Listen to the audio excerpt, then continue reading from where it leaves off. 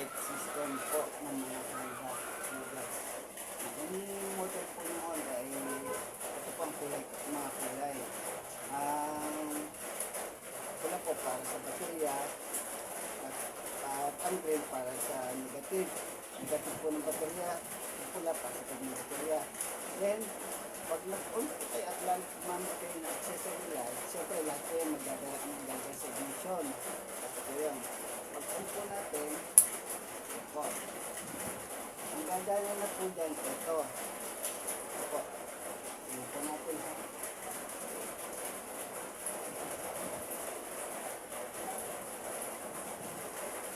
Ito po ha. Ang gagana na po. Papapatay natin sa switch. Mamatay po yan. So, yun po. Patay. Buka. So, ngayon po natin kasi bilhin po natin ang lahat. Ngayon, ito po ay ilalagay natin sa accessory wire. Ito po yun.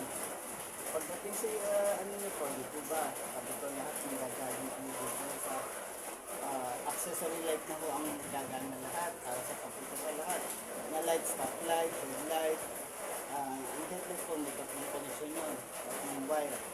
Isang ground, isang blue, isang brown. Tapos isang ano yan. Isang linya lang po yan. Kasi ano po sa inyo po kung muna po sa battery. Ito po. Ito po, ilalagay po natin ito sa brake. Ito po. Ito yung brake light switch. Ito yung brake light switch. Magana po ito. So, ito natin ha. Ito po, kung tama po ang lahat ng connection. Ayan po, oh. Ito yan. Kung gusto niyo po na dyan ng mga taillight po yung mga LED light, pwede po accessories nyo. Lalo na po yung pag-again mo sa discussion ko na pwede rin po ito ilagay sa mga e-bike.